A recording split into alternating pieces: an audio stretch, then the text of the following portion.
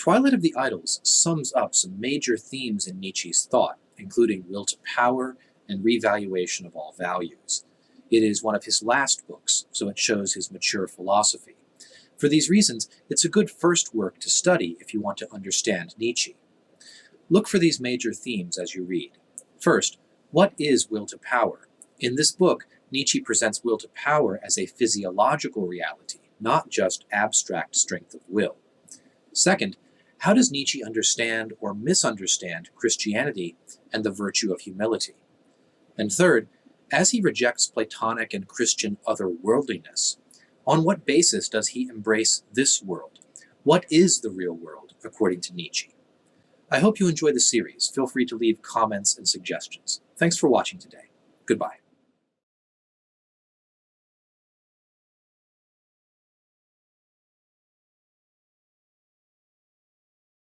Nietzsche begins the preface of Twilight of the Idols by observing the need for cheerfulness in a gloomy age and a spirit of prankishness in his current philosophical project.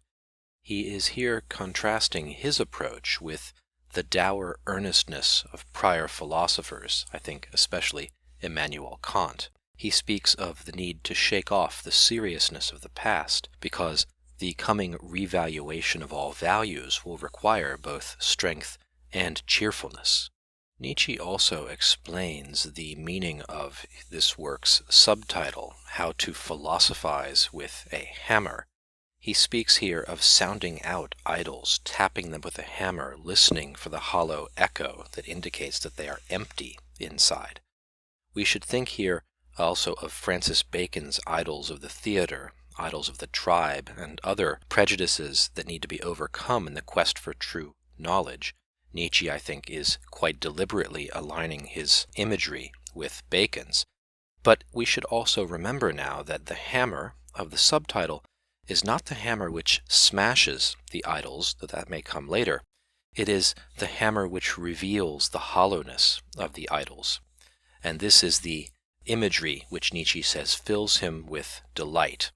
The idols of this age are hollow and rotten with bloated entrails, which tells him that they are ready to fall. So Nietzsche, at the end of the preface, announces a new war against both the idols of this age, which is modernity, and the eternal idols of Christianity. He intends to bring them both down together. He notes at the very end that this preface was written on the same day as he concluded the writing of his book, The Antichrist. Antichrist ends with a bitter polemic against Christianity, a call for its destruction, and the beginning of a new moral order to be called the revaluation of all values. So we should see the remainder of this work in light of its relation to Nietzsche's revaluation project in Antichrist. That brings us to the end of the preface. We'll look at section 2 next.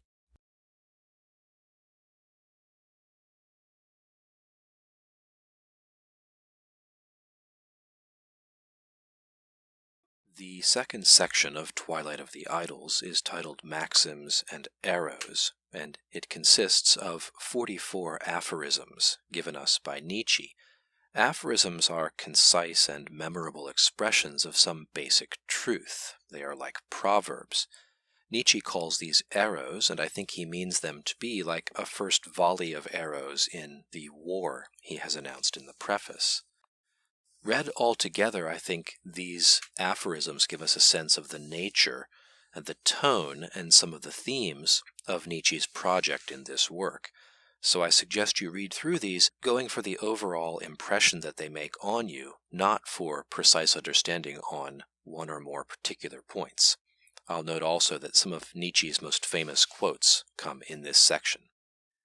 Among the themes in this section, we find a number of observations about women. Nietzsche is generally negative about them, and about the nature of conscience. Nietzsche also is critical of the modern and Christian idea of conscience guiding people's action. He scores some insults against the English, the Russians, and the Germans, and there are two sections I would like to point out that I think are philosophically significant. Number 26, he speaks against constructing philosophical systems, thinking obviously here of Kant and Hegel, his predecessors. And in number 3, he takes up Aristotle's observation that man is a social being, and the man who lives apart from society in isolation, the hermit, must be either a beast or a god.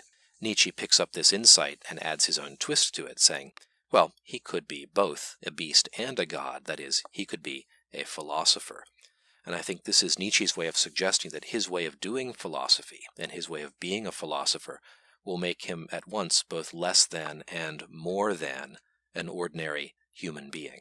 And that gives us an interesting prediction or insight into what may be coming next later in the book.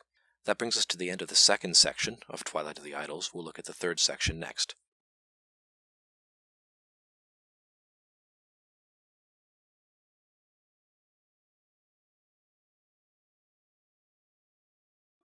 The third section of Nietzsche's Twilight of the Idols is titled The Problem of Socrates, and it is divided by Nietzsche into 12 numbered sections. All in all, it runs about 7 pages in the portable Nietzsche. Section 1 begins with the observation that past philosophers seem to be unanimous on one question. Human life itself is no good. Life is bad. He mentions Socrates' dying words about owing a debt to Asclepius the healer, and he suggests interpreting this as Socrates' belief that life itself, being alive, is a sickness which is about to be cured, in his case, as he dies from drinking the hemlock. Nietzsche here is being ironic. He makes an ironic observation that surely all these wise men of past ages must be correct, and we must not disagree with them. Of course, Nietzsche means precisely to say that we will and do disagree with them.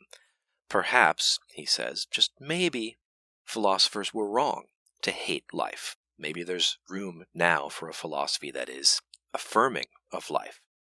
This first section ends with a fantastic artistic touch by Nietzsche, suggesting that wisdom, philosophical wisdom, appears in the world as a raven, that is, a carrion bird, attracted by the stench of death and decay, not as Hegel's great owl of Minerva bearing wisdom in the twilight of an age. Section 2 of this part of the book begins with Nietzsche's insight, his key insight, that in the past, philosophy has been a sign of cultural decline. He's thinking here especially of the ancient Greeks. Socrates and Plato's philosophies, he thinks, show that Greek culture is failing. The Greek spirit is fading away. And he suggests here that there may be some common physiological or physical cause behind this. It's important for us to remember, though, that in addition to his genetic speculations, for Nietzsche, life is will to power, and so the rejection of life can only mean a declining will to power. This is a concept he does not use here, but it's plainly in the background. So when he accuses philosophers of being anti-life, when he accuses Socrates of being anti-life, he's meaning that Socrates is against the will to power. In Socrates, the will to power is not strong, but rather weak. Nietzsche mentions here his first and perhaps his best book, The Birth of Tragedy, the first half of which is worth reading if you want to get a deeper insight into Nietzsche's vision of the strength in the Greek spirit. 2 more quotes from this section I'll call your attention to. Nietzsche says that judgments about life, about the value of human life, can in the end never be true. They have value only as symptoms.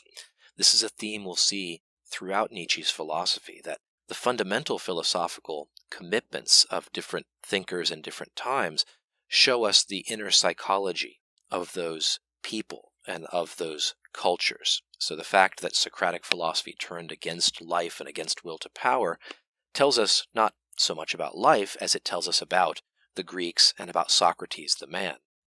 And also, for a philosopher to see a problem in the value of life is thus an objection to him. That is to say, again, it's not revealing to us the nature of life, it's revealing to us the psychology of the philosopher himself. This is a point personalizing the nature of philosophy that we'll see over and over again in Nietzsche's thought. In section 3, Nietzsche makes some brief observations about Socrates' ugliness and speculates about them as possible signs of a biological or genetic decline in the Greek stock. In section 4, he notes other signs of Socrates as a decadent figure, including what he calls the hypertrophy of the logical faculty, meaning that Socrates' mind has grown inordinately large, like a deformed body part, somebody who has a giant foot or something like that. It's deformed and far out of the ordinary, and it's distorting, he suggests, the function of the entire person. Socrates is an enigma, in a way. He is both exaggerated and buffoonish and clownish, but he also contains secret depths, and this is the basis of Nietzsche's rather complex judgment and relationship with Socrates.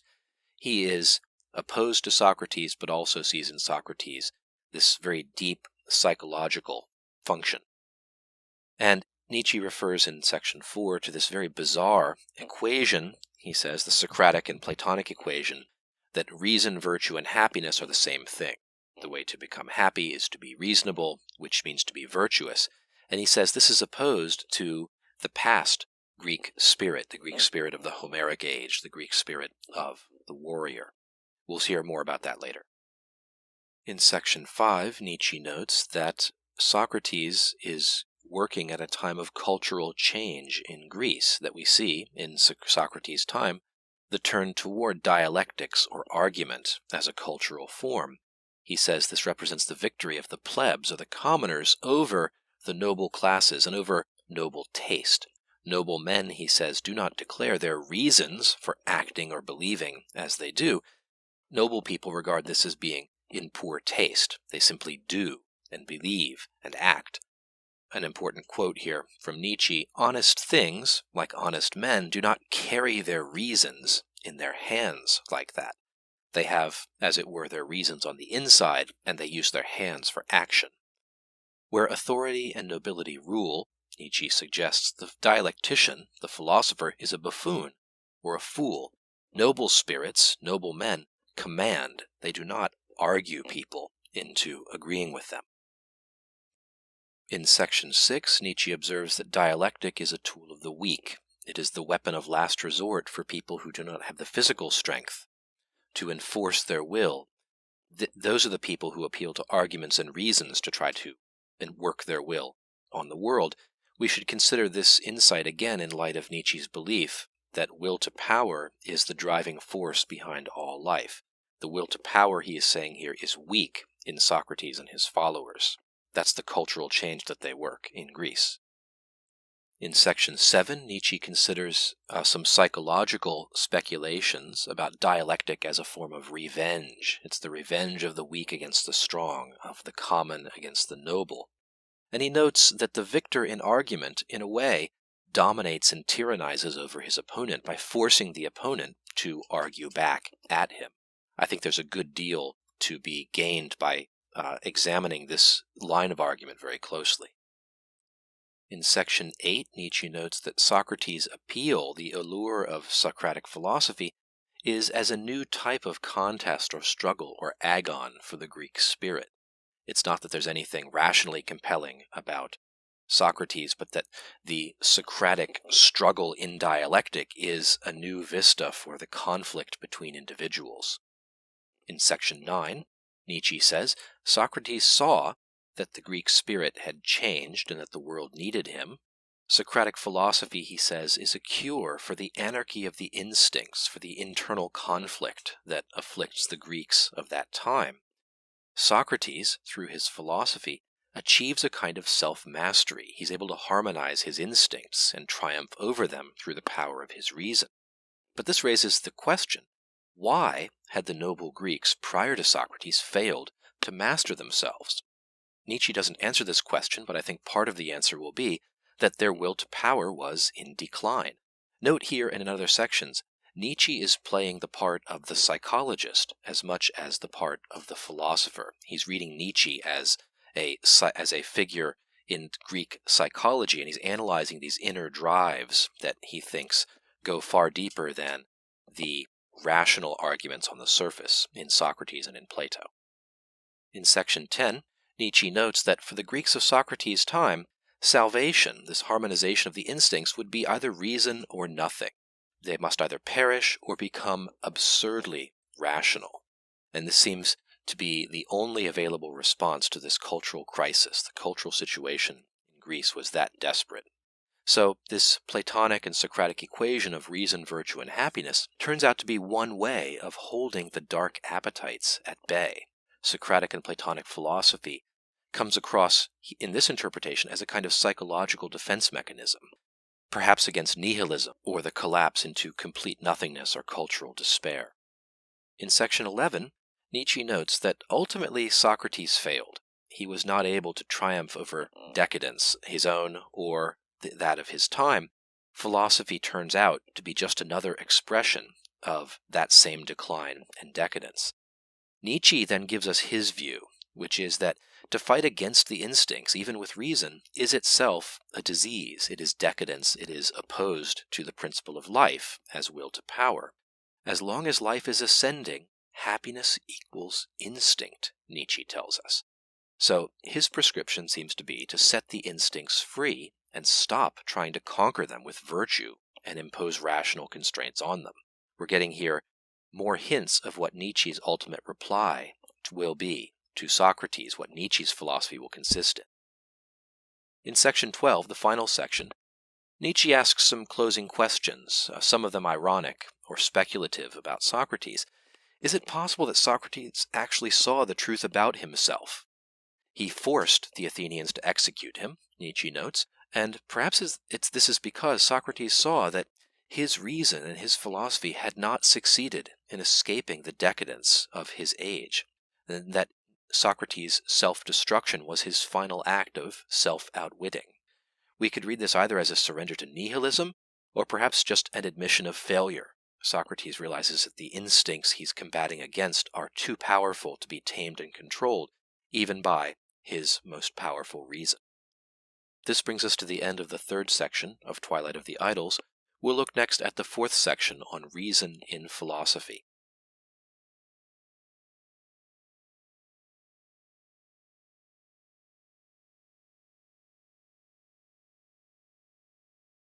The fourth section of Twilight of the Idols is titled Reason in Philosophy. It consists of 6 numbered sections, is about 5 pages long, and the sneer quotes around reason are in the original. In section 1, Nietzsche addresses the relationship between prior philosophers and history. We should think of history here as the unfolding and flux of changing events in this world. Plato and other philosophers, Nietzsche says, dehistoricize reality. They take real things and mummify them. They turn bits of reality into concepts.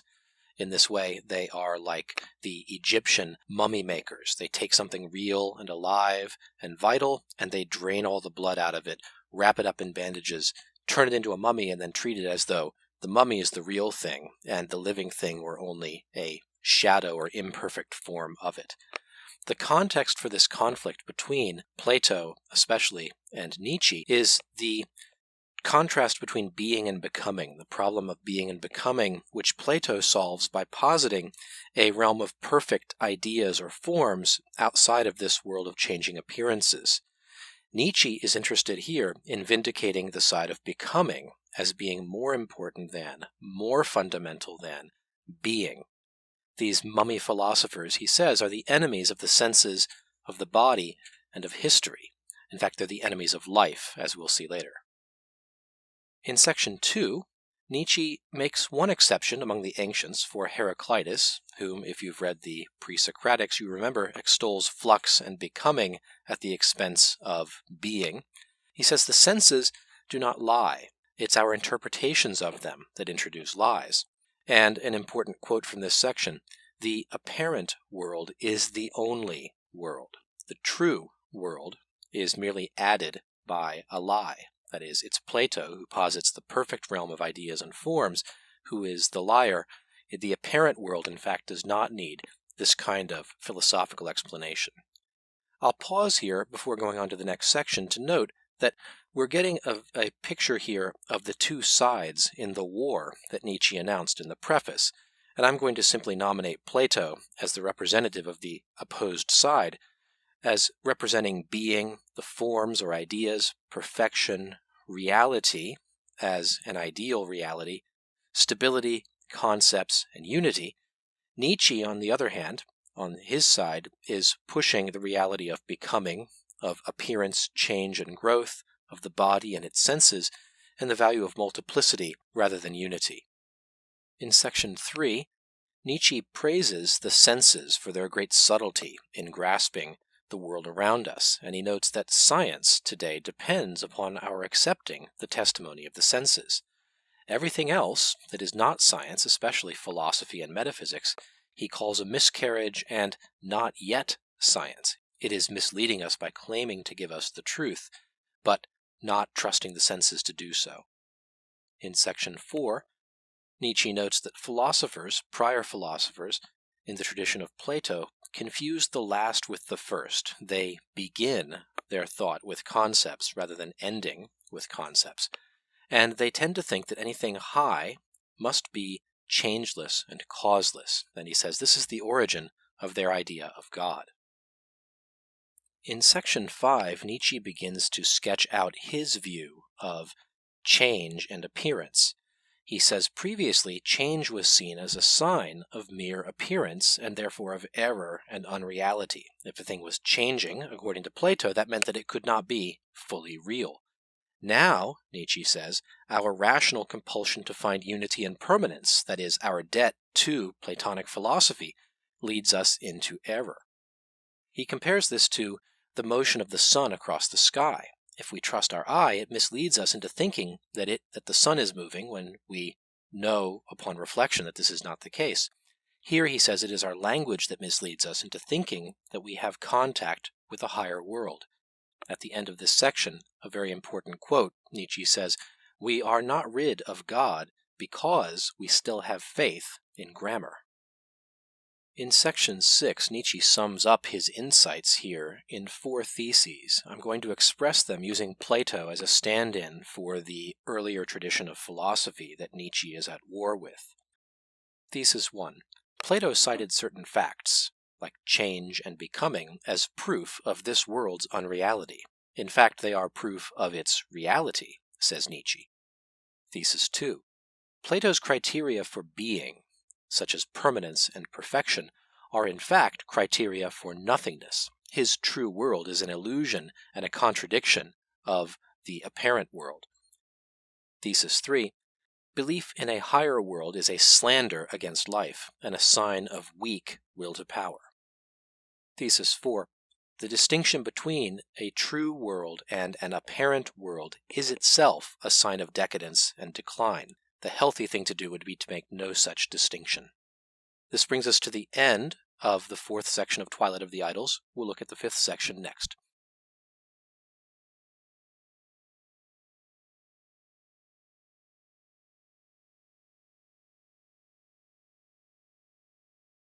In section 5 of Twilight of the Idols, How the True World Finally Became a Fable, Nietzsche tells the history of an error in 6 steps. The true world that he refers to here is the idea world of the concept mummies, the Platonic world of forms, the philosophical superstition that abstract ideas are more real than historical things.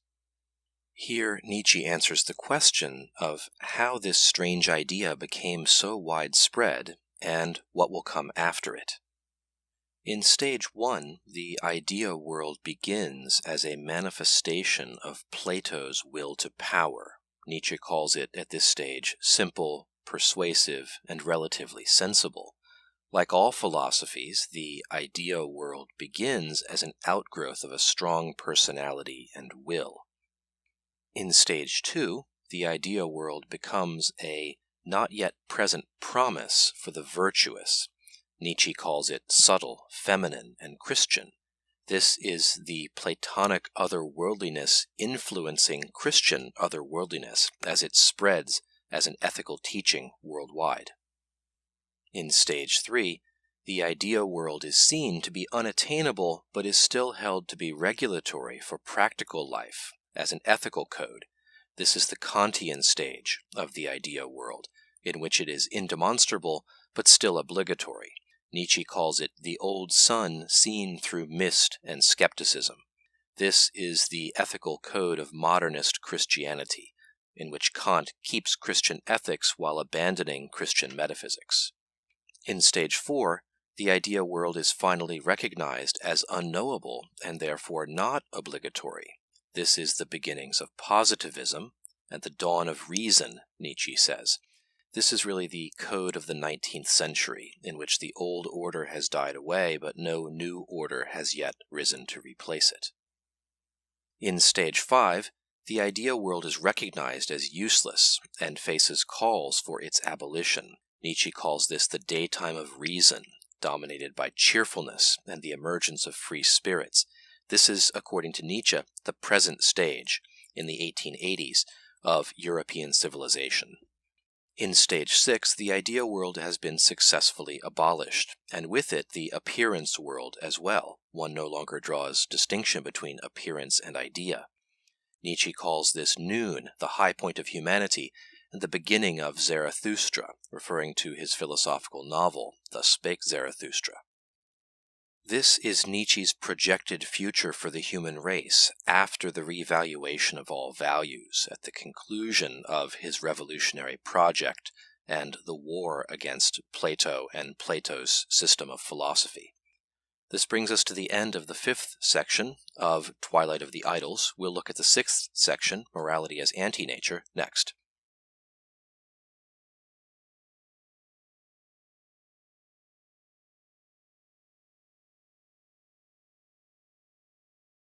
Section 6 of Twilight of the Idols is titled Morality as Anti-Nature.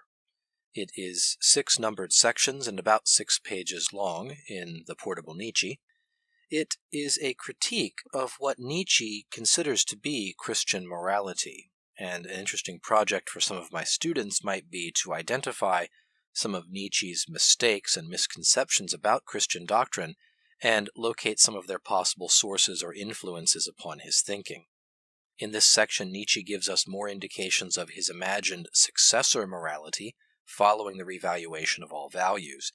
He does ramble in parts of this section, I believe, and I think of the 6, sections 5 and 6 are the most important, where he sets out most clearly the contrast between his view and the view he is criticizing. In section 1, Nietzsche discusses the nature of passion and says that passion always contains an element of stupidity before passion is spiritualized and elevated by culture. Some thinkers have reacted to this element of stupidity by seeking to ban the passions completely, and he assigns this approach especially to Christianity, and he quotes from the Sermon on the Mount, "If thy eye offend thee, pluck it out," to say this is the Christian view of the passions is simply that they should be destroyed and torn out. This is the ascetic instinct. This reaction, Nietzsche says, is itself a further stupidity. Christianity, however, he says, was founded on opposition to passion and would never have been able to spiritualize it anyway. So there was no hope that Christianity would have been able to be affirmative of life in the way that Nietzsche wishes to be. He says to attack passion is to attack life itself, and the Church, therefore, is fundamentally anti-life.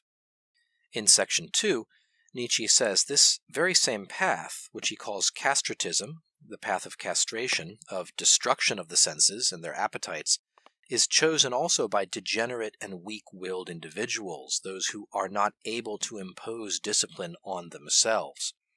Since they are unable to avoid following their every impulse, their only option for control is to extirpate their passions, to tear them out by the roots and deny them totally. This is the path of the ascetic life. A person's hostility to sensuality, Nietzsche says, should immediately make us suspicious of him and of his character and judgment. But he says worst of all are the people who are too weak even to accomplish this ascetic extirpation of the passions. Among these, he says, are the most poisonous critics of the senses, the should-be ascetics, people who would really benefit from becoming ascetics but aren't strong enough to do so. In section 3, Nietzsche identifies the spiritualization of sensuality with love and calls it a great triumph over Christianity. Another such triumph, he says, is spiritualized hostility, a recognition of the need for enemies. here Nietzsche also contrasts the way people formerly thought with the way he thinks and the way he believes future people will think. Formerly, he says, people desired peace of mind and calmness of spirit. On the other hand, he says, we immoralists, we desire war and greatness. In section 4, Nietzsche notes that any healthy morality will be dominated by an instinct of life, and this is, of course, will to power. Anti-natural moralities reject these instincts. They glorify the eunuch and the castrati. These are the moral positions that he's opposed to and wishes to destroy. In section 5, Nietzsche says, once we see Christianity's perverse rebellion against life, we also see the futility of this rebellion, that it will be useless and it will fail.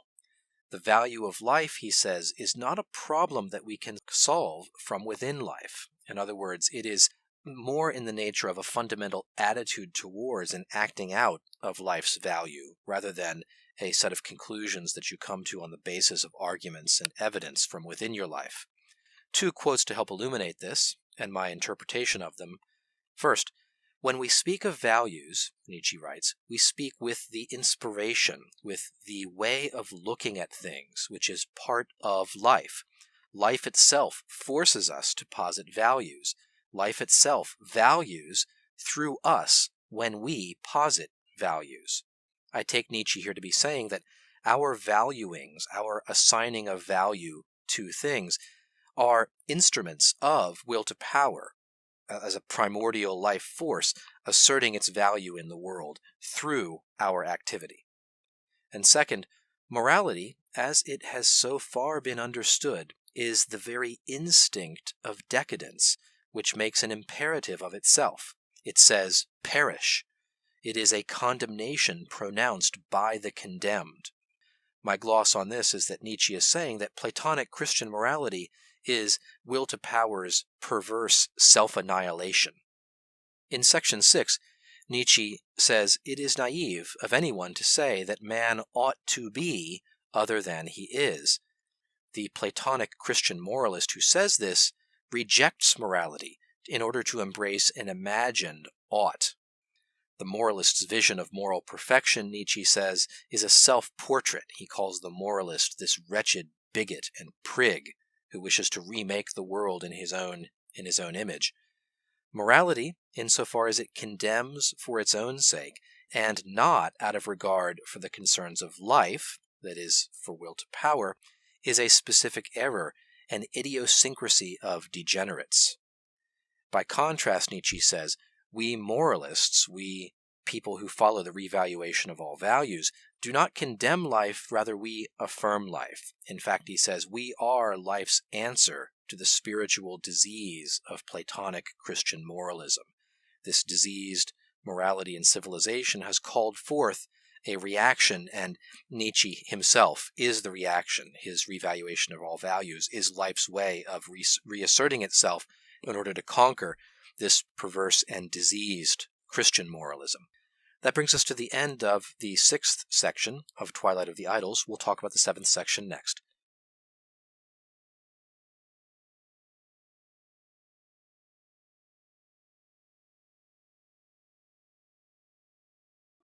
The 7th section of Twilight of the Idols is titled The Four Great Errors. It consists of 8 numbered sections and is about 9 pages long.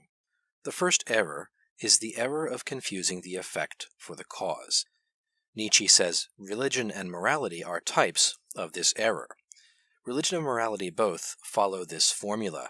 If you do certain actions and refrain from certain other actions, then, as an effect, you will have happiness.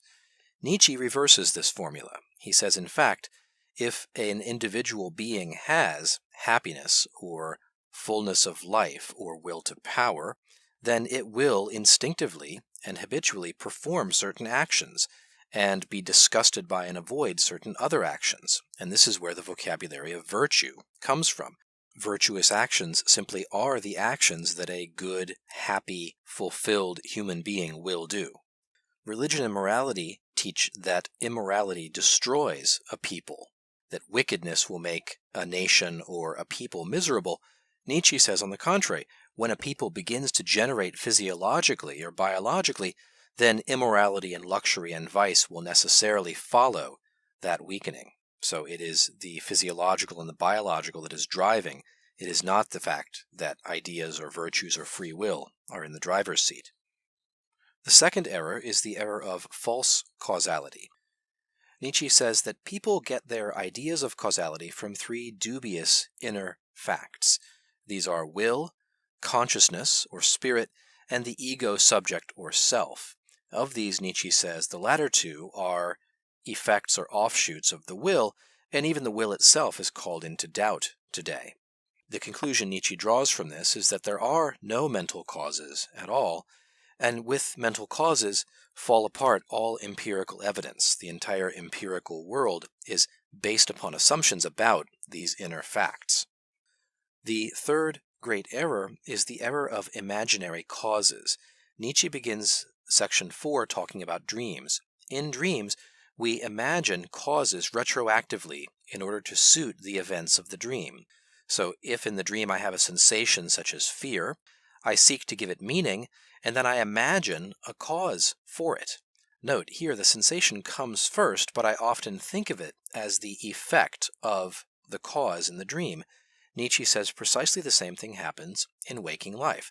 I have a feeling, I wish the feeling to be meaningful, and so my memory, unknown to my conscious mind, searches through prior causal associations and explanations in my past and selects one that feels safe to me, that allows me to make sense of the feeling that I'm having and integrate it into some sort of context. It doesn't really matter whether the cause my memory finds is the true cause or not. What matters is that the cause it finds makes me feel comfortable with the feeling that I'm having. Nietzsche says in this way we habitually accept imagined causes and fail to investigate real causes. This habit thus satisfies my desire for safety because it makes the unknown seem known. The causal instinct, Nietzsche says, depends on fear, and it seeks to explain what is threatening in terms that I'm comfortable with. In individual psychology, over time, one system of explanations may emerge as dominant, and this, Nietzsche says, is the origin of all morality and all religions. These imaginary causes become dominant in the psychology of a single individual or group of individuals. Negative feelings, he says, are explained by appeal to evil spirits or sin. These are the causes that memory dredges up and attaches to them. Positive feelings by trust in God. In fact, Nietzsche says what's really going on, the true causes, are physiological states, both positive and negative, that lie behind all of these feelings, both feelings of guilt and feelings of benevolence. The fourth great error is the error of free will. The doctrine of free will, Nietzsche says, is the invention of theologians in order to make men dependent on them. It was invented for purposes of judgment and punishment as an instrument to empower priests. You might say it was an instrument of their will to power. Nietzsche's immoralists, the people who follow him, he says, will remove guilt and punishment from the moral vocabulary. So the agenda for immoralism, the alternative Nietzsche proposes, is to embrace fate, embrace necessity. He calls this the great liberation of the human spirit from the Platonic Christian morality of the past. He writes, "No one gives man his qualities. No one is responsible for man's being there at all. Man is not the effect of some special purpose of a will and end. We have invented the concept of end. In reality, there is no end." This comes from section 8. The final section in this part of the book, and I recommend it to you as worth reading in full. This brings us to the end of section 7 of Twilight of the Idols. We will next look at section 8, the improvers of mankind.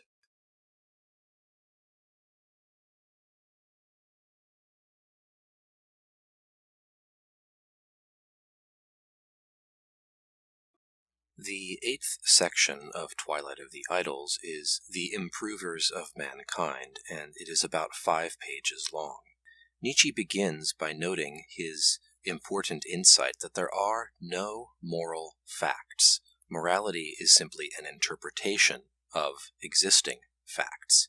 Moral judgments, he says, like religious judgments, belong to a prior ignorant period of human culture, but these are still valuable as semiotic or sociological indicators of what a culture thought and how it saw itself. In section 2, Nietzsche notes that men, like animals, may be improved in two ways, either by breeding them or by taming them. In zoos, tamed animals become weaker and less dangerous, and it is just the same way with men. He specifically cites the examples of the monasteries of the Middle Ages and the spread of Christianity among the Germans, subduing and domesticating the German spirit. The church, he says, ruined men while claiming to improve them.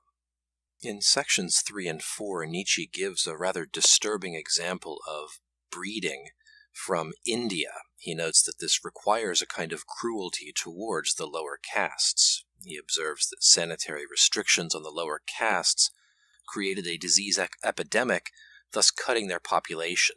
And he says this is the assertion of an Aryan, noble, and pure-blooded humanity.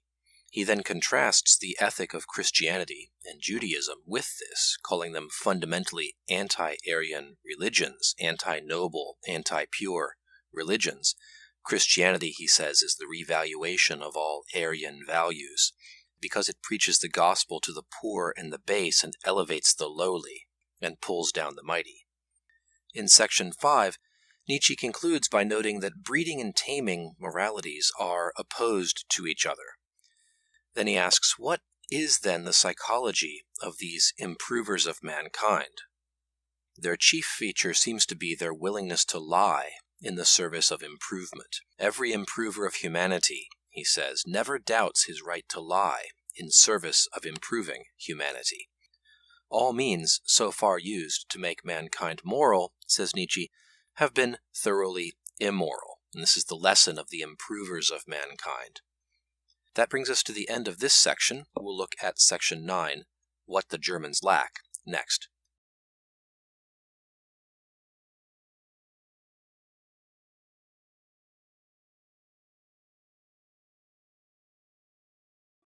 The 9th section of Twilight of the Idols, What the Germans Lack, is about 7 pages long, and it contains Nietzsche's critique of late 19th century German spirit, nationalism in the state, and the German education system.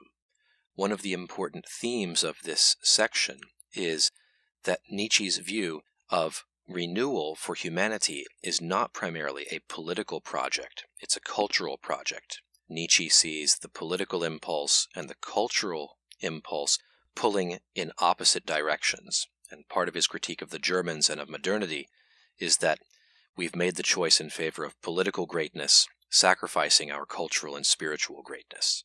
Nietzsche begins section 1 by saying that the new Germany, the Germany of Bismarck and the Kulturkampf, excels in virile and martial virtues. It is able to practice obedience without humiliation and to show mutual respect between citizens, but it has also become powerful. And one fundamental law, Nietzsche thinks, is that power makes stupid. It has elevated mediocre intellects. Deutschland, Deutschland über alles, the German anthem. I fear that was the end of German philosophy, writes Nietzsche. In sections 2 and 3, Nietzsche notes several factors that hold back the German spirit, those two great narcotics, alcohol and Christianity, and also, he says, terrible German music. The German spirit is becoming cruder, shallower, and less passionate, and in German universities he finds both students and professors contented, lukewarm, and gradually despiritualized. He blames this on the despiritualizing influence of the science industry and pretentious jobbers and fragments of humanity who have ensconced themselves in the universities. Education has become a business and a political project instead of a task of noble education and spiritual elevation. In sections 4 and 5, Nietzsche says that in a sense there's a resource allocation problem. There's a finite quantity of self-overcoming available, and Germany is spending its allotment unwisely. Culture and the state are antagonists. They do not rise together, but the rise of one means the decline of the other. Great cultures are almost always apolitical, even anti-political. Think of the great philosophical flourishing in Athens after its defeat in the Peloponnesian War. Today, writes Nietzsche, German education is focused on training students to be of service to the Reich, to the state. He also notes that Educators, professors, are lacking. Instead of superior noble spirits, we have higher wet nurses, babysitters. Higher education has become democratized and therefore common and mediocre, Nietzsche laments. In the final section, Nietzsche sets out 3 tasks for noble education. One must learn to see, learn to think, and learn to speak and write. Learning to see means learning to postpone judgment, to withhold making a decision about something, to examine every individual case from all sides. This is the mark of a noble spirit and what is called a strong will. The vulgar are unable to restrain their immediate reactions. They have an opinion about everything the moment they encounter it. Learning to think, Nietzsche says, is mostly lost in schools today. The very idea that thinking requires technique, requires a will to mastery, Nietzsche compares it to dancing, and notes that the Germans have lost their subtlety, especially after Kant. They have become clumsy and lead-footed. Noble education, Nietzsche says, means to be able to dance with one's feet, with concepts, and with words. When it comes to learning to speak and write, Nietzsche refuses to say anything. He notes that his German readers will not comprehend anything he has to say on this question because of their defects on the previous 2. This brings us to the end of this section of Twilight of the Idols. We'll look at the next section, Skirmishes of an Untimely Man, next.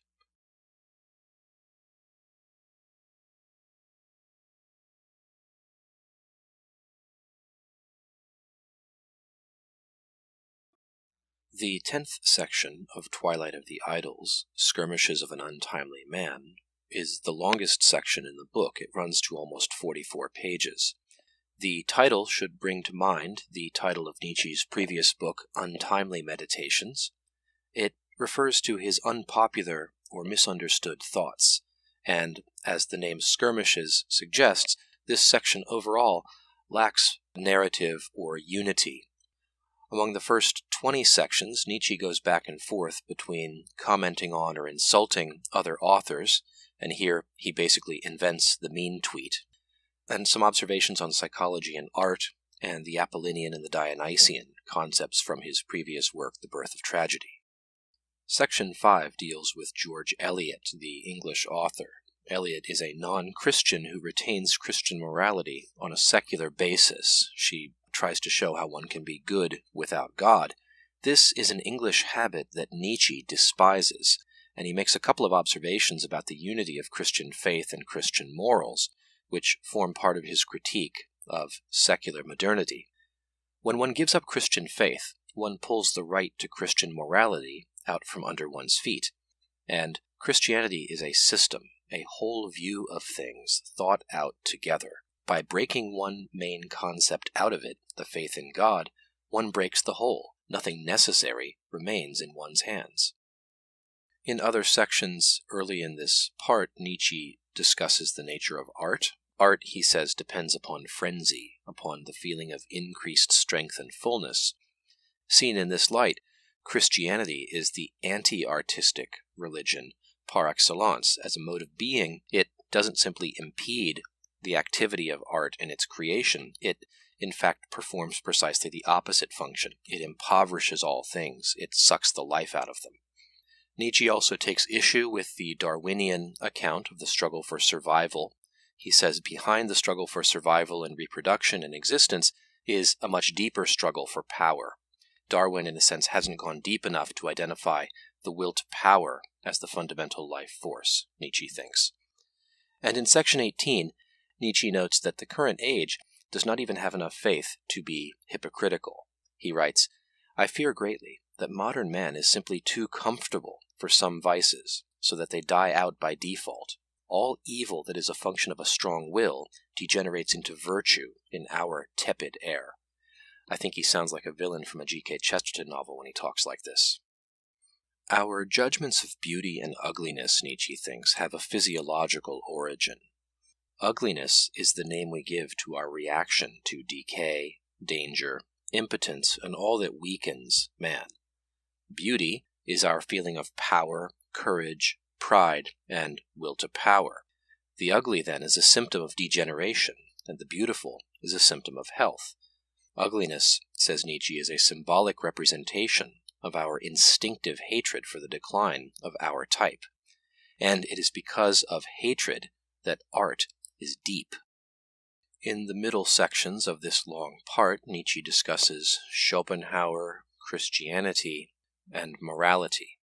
In section 33, he notes that not all self-interest is equally valuable. The value of self-interest depends upon the quality of the self doing the valuing. Every individual may be scrutinized, Nietzsche writes, to see whether he represents the ascending or the descending line of life. And he tells us the ascending individual is valuable for nature or for life as a whole, and the descending individual, he says, is a parasite, and in all decency should try to take as little as possible from the successful.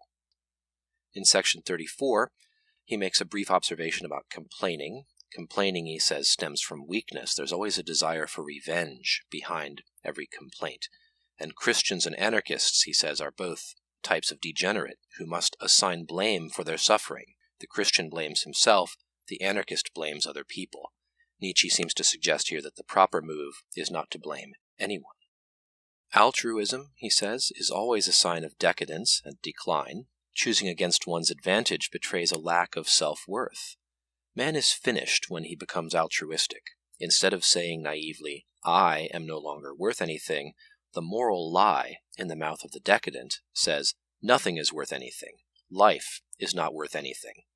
We see here again the pattern of Nietzsche identifying the projection of the modern decadent, weak person and culture. What really is of value about his own worth, he projects outward onto the world around him and calls it an objective reality. In section 36, a very disturbing section, Nietzsche openly calls for eugenics, euthanasia, and suicide. He claims that even the so-called natural death is unnatural.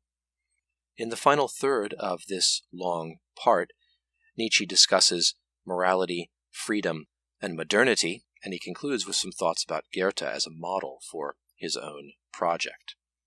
In section 37, Nietzsche suggests that modern men really have not become moral in the way that they think they have.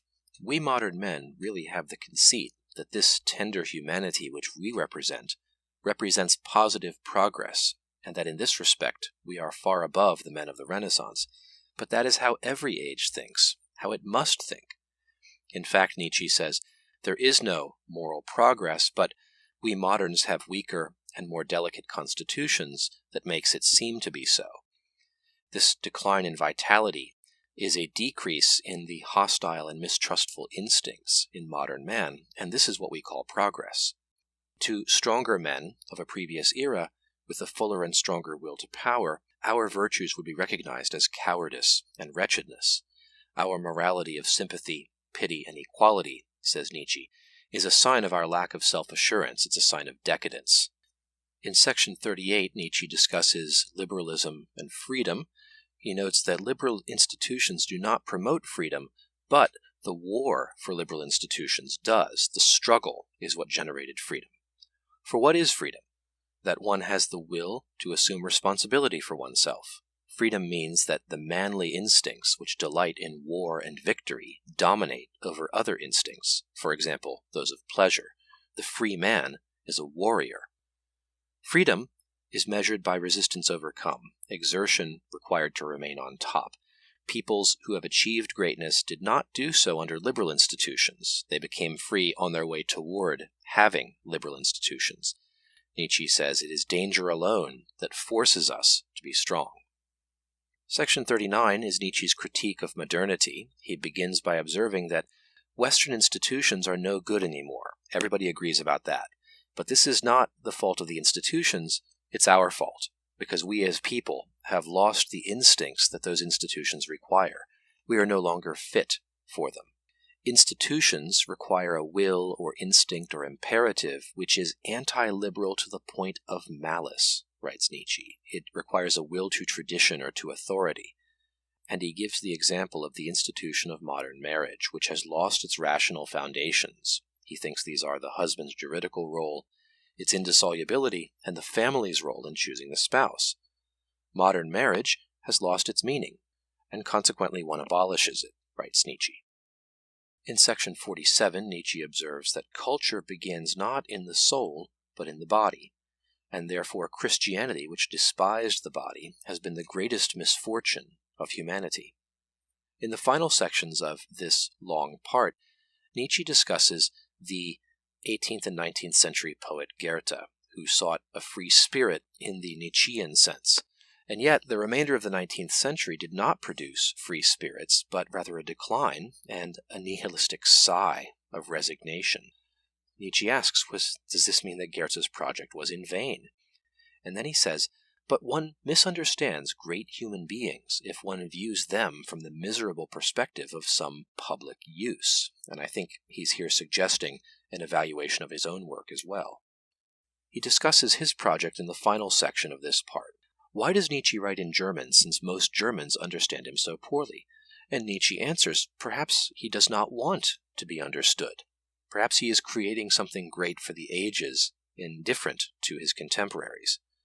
He writes, the aphorism, the apothegm, in which I am the first among the Germans to be the master, are forms of eternity. It is my ambition to say in 10 sentences what everyone else says in a book, what everyone else does not say in a book.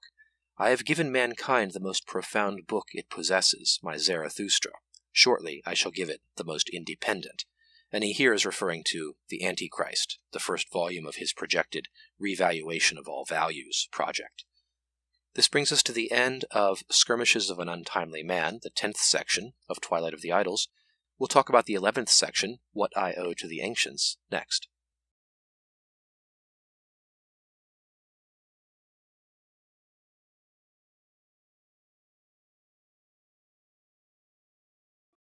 The 11th section of Twilight of the Idols, What I Owe to the Ancients, is about 7 pages long.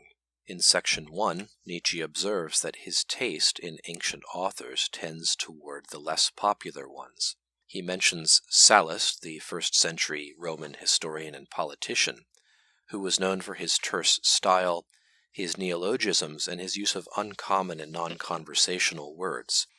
He also mentions his delight in Horace, the first-century Roman lyric poet, who impressed Nietzsche with the beauty and economy of his mosaic of words. In section 2, Nietzsche says there is less to the Greeks than to the Romans, and he dislikes Plato intensely, for stylistic as well as substantive reasons. Plato, he thinks, has no clear style and is a decadent combiner of different styles. To be attracted by the Platonic dialogue, this horribly self-satisfied and childish kind of dialectic, one must never have read good French writers, Fontenelle, for example. Plato is boring. Nietzsche finds Thucydides a cure for Plato, especially his will against self-deception, his courage to look at reality clearly. In section 3, Nietzsche says he finds the will to power alive and strong among the best of the ancient Greeks. This is the force that is responsible for all their institutions and for their hostility to outsiders. He praises the audacious realism and immoralism that distinguished the Hellene, which constituted a need, not nature. He says we should not judge the Greeks by their philosophers, who were the decadents of Greek culture. Socratic virtues were preached because the Greeks had lost their older, noble virtues. In section 4, Nietzsche has some very interesting reflections on the Dionysian spirit as key to understanding the Greeks, this will to life, this overflowing abundance of power. Nietzsche and Burckhardt saw this. He thinks Goethe and others have missed it. In section 5, Nietzsche notes that the Dionysian overflowing of life, spirit, and power explains tragedy as well. Aristotle, he thinks, got tragedy wrong. Tragedy is not about purging negative emotions out of the soul. Tragedy is about being oneself, the eternal joy of becoming, beyond all terror and pity. Nietzsche at the end of this section calls himself the last disciple of the philosopher Dionysus. This brings us to the end of What I Owe to the Ancients. We'll talk about the 12th and final section, The Hammer Speaks, next.